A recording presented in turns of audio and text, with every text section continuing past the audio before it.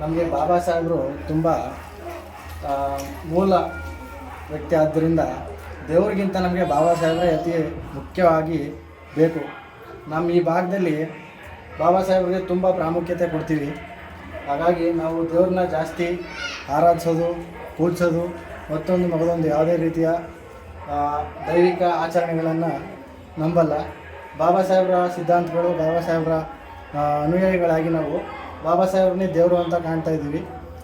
ಇದ್ರ ಮುಖೇನ ನಾವು ಮನೆಗಳಲ್ಲಾದರೂ ಅಷ್ಟೇ, ನಮ್ಮ ಓಣಿಗಳಲ್ಲಾದರೂ ಅಷ್ಟೇ, ನಮ್ಮ ಊರಲ್ಲಾದರೂ ಅಷ್ಟೇ, ನಮ್ಮ ವರಾಂಡ, ನಮ್ಮ ತಾಲೂಕು, ಜಿಲ್ಲೆ, ನಮ್ಮ ವಲಯದಲ್ಲೆಲ್ಲ ಬಾಬಾ ಸಾಹೇಬ್ರನ್ನೇ ದೇವರು ಅಂತ ಕಂಡು ನಾವು ಬಾಬಾ ಸಾಹೇಬ್ರನ್ನ ತುಂಬ ಮುಖ್ಯವಾಗಿ ಪ್ರಥಮ ಸ್ಥಾನದಲ್ಲಿ ಇಟ್ಟು ಪೂಜೆ ಮಾಡೋದಾಗಲಿ, ಇನ್ನೊಂದು ಅವ್ರನ್ನ ಅನುಸರಿಸೋದಾಗಲಿ, ಅವ್ರ ಅನುಯಾಯಿಗಳಾಗಿ ನಾವು ಯಾವಾಗಲೂ ಅವರ ಆಶಯಗಳಂತೆ ಅವ್ರ ಆಶಯಗಳನ್ನು ಪಾಲಿಸ್ತಾ ನಮ್ಮ ಜೀವನ ನಡೆಸ್ತಾ ಇದ್ದೀವಿ ಸರ್.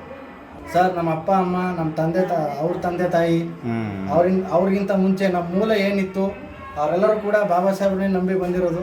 ಯಾಕಂದರೆ ನಮಗೆ ಬೇರೆ ರೀತಿ ಯಾವುದೇ ರೀತಿ ದೇವರುಗಳೇ ಆಗಲಿ ಇನ್ನೊಬ್ಬರು ಯಾರೇ ಆದರೂ ನಮಗೆ ನ್ಯಾಯ ಕೊಡಿಸಿಲ್ಲ. ಸಂವಿಧಾನಾತ್ಮಕವಾಗಿ ನಮ್ಗೆ ನ್ಯಾಯ ಏನು ಬೇಕೋ ಅದನ್ನು ಕೊಟ್ಟಿರೋದೇ ನಮ್ಮ ಬಾಬಾ ಸಾಹೇಬರು. ಹಾಗಾಗಿ ನಾವು ಬಾಬಾ ಸಾಹೇಬ್ರನ್ನೇ ನಂಬಿರೋದು, ಬಾಬಾ ಸಾಹೇಬ್ರೇ ನಮ್ಮ ದೇವರು.